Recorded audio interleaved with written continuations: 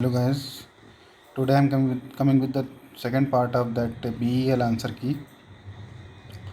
So in this part we will solve all the HR questions, domain part question. Okay. So group dynamics depends on which of the following पूछा गया है question. इसका answer होगा all होगा. Communication process, social integration, power control. Induction training क्यों ज़रूरी होती है? अगर कोई जो इंडक्शन ट्रेनिंग जैसे क्या होता है कि क्या काम परफॉर्म करना है उसके लिए इंडक्शन ट्रेनिंग होती है. Which of the following is not the prerequisite for success of workers participation in management? ये ज़रूरी है, ये ज़रूरी है, ये भी ज़रूरी है. Change willingness to change challenges. Close communication इतना ज़रूरी नहीं है. आप पहले ये पढ़िए वर्कर्स पार्टिसिपेशन मैनेजमेंट क्या होता है, ठीक है, उससे समझ में आ जाएगा. Under which method of job evaluation no efforts to be made to break a job into its elements or factors but the aim is to rather judge the job as a whole. इसमें ये job ranking method होता है. देखिए ranking method दिया गया है. Ranking देखिए ये क्वेश्चन मैं आपको गैरी डेसलर में भी कराऊंगा. जब सॉल्व कराऊंगा क्वेश्चन आप करा रहा हूँ गैरी डेसलर से, तो ये क्वेश्चन साफ दिया हुआ है जॉब रैंकिंग मेथड, तो उससे समझ में आ जाएगा. Equal remuneration act does not apply in which of the following special case. तो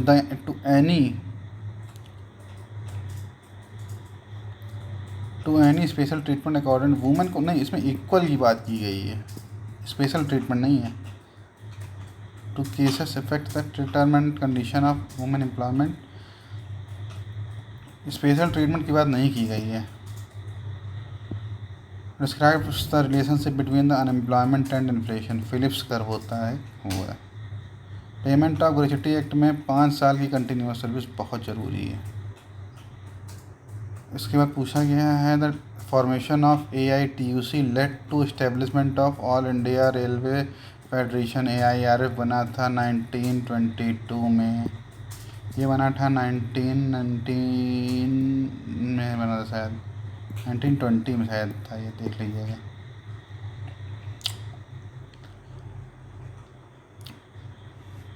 चैप्टर 3 में राइट्स एंड लायबिलिटीज़ दिया हुआ है. ये चैप्टर 2 में है. Job analysis data can be obtained in a more effective way through use of quantitative job analysis technique. Okay. If we shift demand curve and supply curve towards leftward, then what will be its effect on the quantity बोला है. तो quantity हमेशा decrease होगी उस case में, ठीक है. ये आप इसमें ये जब इसमें आप देखेंगे तो आपको समझ में आ जाएगा डिमांड सप्लाई कर्व में ना. A proper placement reduces which of the following factors. Proper placement reduces which of the following factors. ये नेगेटिव वर्ड है. एब्सेंटिज्म, मोरल तो बढ़ेगा ना. Wage differential occurs because of which of the following factors. Because of workers are heterogeneous. अगर heterogeneous worker होंगे मतलब अलग अलग कैटेगरी के होंगे वैसे. Which of the following is not correct regarding the legal status of trade union? A registered trade union is a body corporate with. ये सही है, ये भी सही है, ये भी सही है, बट ये गलत है. ये पढ़िएगा ट्रेड यूनियन का समझ में आ जाएगा. ट्रेड यूनियन पढ़िए. इसमें कंट्रोलिंग हमेशा बैकवर्ड लुकिंग होता है, प्लानिंग हमेशा फॉरवर्ड लुकिंग है, तो ये गलत है. Which of the following is the type of intelligence test of selection. तो ये होता है वर्क सैम्पल टेस्ट है इसका. अच्छा, ये भी बहुत इंपॉर्टेंट डेफिनेशन है ऑर्गेनाइजेशनल डेवलपमेंट की. Organisational development defines a complex educational strategy design to increase the organisational effectiveness and wealth through plan intervention by a consultant using. ये सब करके पूरा इसको पढ़िए. इसके बाद on the job training method जो है कौन सा नहीं है. देखिए ऑन द जॉब है, सेलेक्टिव रीडिंग में ऑन द जॉब होता है, पोजीशन रोटेशन. ये आपका लेबोरेटरी ट्रेनिंग में आप ऑफ द जॉब जाके बैठ के करते हैं ट्रेनिंग, ठीक है.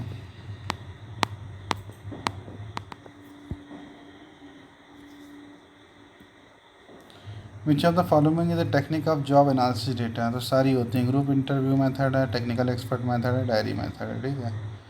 As per the industrial dispute act, industrial establishment in which है वर्कमैन आर एम्प्लॉयड, इसमें क्या कहते हैं, कुछ वर्क कमेटी हैंडेड ओवर में। सेक्शन 3,